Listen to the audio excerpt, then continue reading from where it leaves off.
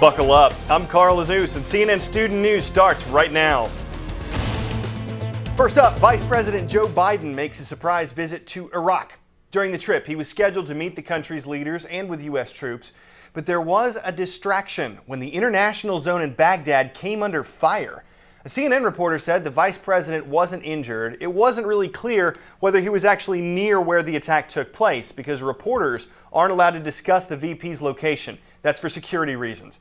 Mr. Biden arrived in the Middle Eastern nation on Tuesday. He said he made the trip in part to show support for the Iraqi government as it takes full control of its country.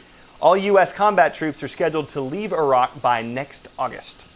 All right, staying in Iraq, you probably remember this moment you're seeing over my shoulder here. That happened last year when an Iraqi journalist threw his shoes at then-President George W. Bush during a press conference in the Middle Eastern nation. Muntader al-Zaidi, that's him there with the sunglasses and sash, he was released from prison yesterday, was sentenced originally to serve 1 year for the shoe-throwing incident, but he was released 3 months early on good behavior. Well, moving back to the states now, the U.S. House of Representatives has passed a measure formally criticizing Representative Joe Wilson for his outburst during President Obama's recent address to Congress. The vote was mostly along party lines, 240 votes for, 179 against the measure.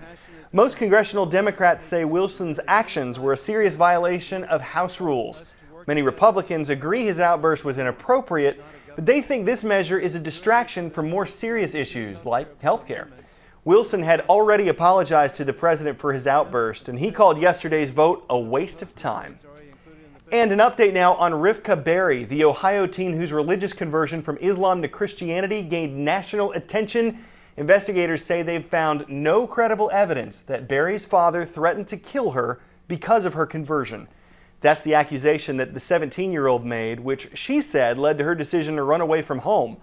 Law enforcement officials also said there was no evidence to support a history of abuse against Rivka. A judge has ordered the teen and her parents to sit down with a mediator, try to see if they can come up with a resolution to this situation. See if you can ID me. I'm a device that became available to the public in 1984. I work on frequency and I'm used frequently. Some of my versions have included the brick, flip, and slider. I'm the cell phone, and I'm used by billions of people around the world.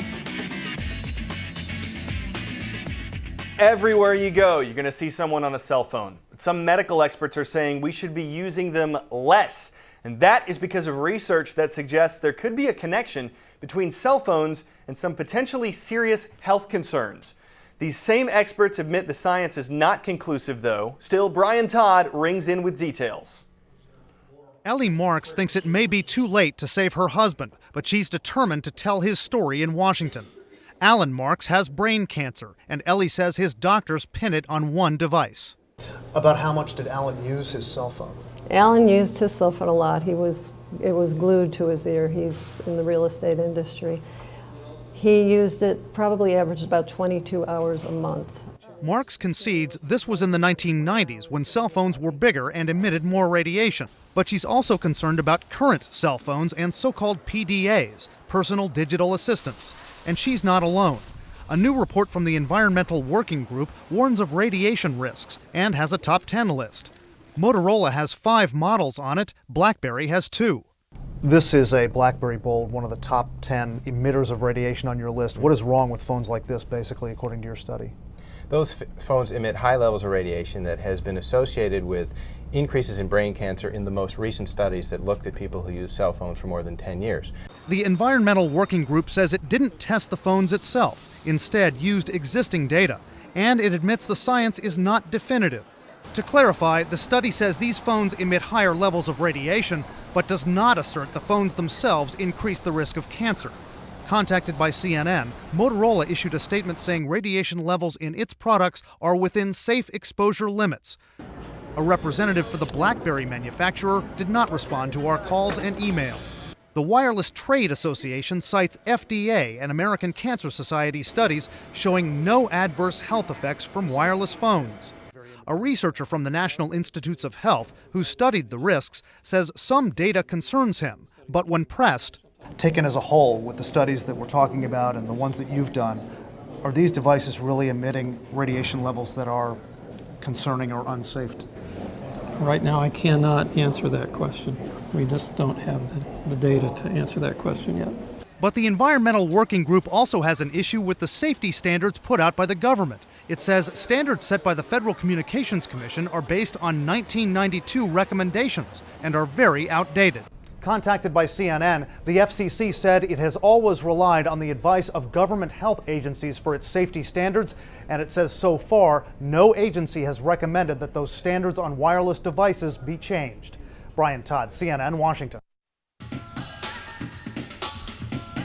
Today's shout out goes out to Mr. Dennis's civics classes at Miami Springs Middle School in Miami Springs, Florida. In what city was NASCAR founded? If you think you know it, shout it out. Is it Indianapolis, Charlotte, Detroit, or Daytona Beach? Start your engines, go!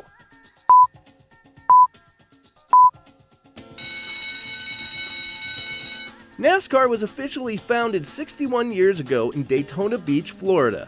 That's your answer, and that's your shout out. NASCAR is one of the most popular sports in the world, and in racing you burn gas, you burn rubber, and you tear up track. But NASCAR is concerned about how all that might impact the planet. So Brianna Keeler is showing us how it's giving the green flag to going green. For a sport centered around cars that get about 5 miles per gallon, NASCAR is an unlikely incubator for some eco-friendly practices. At races, all used tires are shredded. Each year, 180,000 gallons of oil and automotive fluids are recycled. All of the fluids in these cars, except for the coolant, because the coolant is actually just water, so that's environmentally friendly. But everything else, Safety Clean captures and adds up to 180,000 gallons a year. The oil in a stock car could be used for what? I mean, it could be used in fleets and cars, recycled oil. NASCAR recently hired Mike Lynch to coordinate its new green initiative. He's trying to lessen the environmental impact of racing cars, but his major focus is beyond the track. Imagine this venue full with 125,000 people and all of the ways that they got here. And what goes on the track is maybe 5% of that. NASCAR races are like small cities. Thousands of fans, thousands of cars, tons of trash. 4 tons of bottles and cans. How many bottles and cans is that? It's about 1.5 million containers. Here at Richmond International Raceway, that gets recycled, but only about 1/3 of NASCAR's racetracks recycle, though officials say all of them will within the next few years. And they add, trying to offset what happens in and around the track is just one part of their strategy.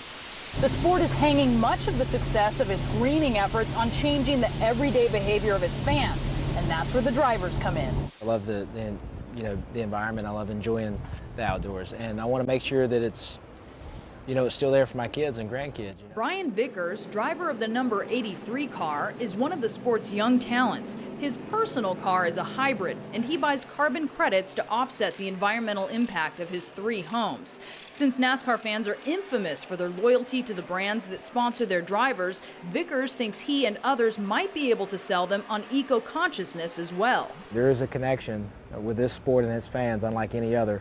And I'm excited about that because I think that presents an opportunity for this industry to make a bigger impact than any other.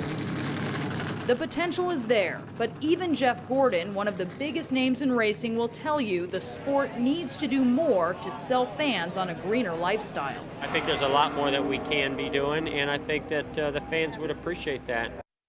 All right, before we go, a parade makes an unexpected pit stop, especially since the parade was a cattle drive. These curious cows wandered off the route and into a nearby gas station, just doing a little bovine browsing. But then check this out. Cowboys literally ride into the rescue. Woo, doggies! The rodeo roundup took a while. They eventually did herd the cows back out the door and brought an end to the amusing experience. We won't utter another word. Just see you tomorrow for more CNN Student News.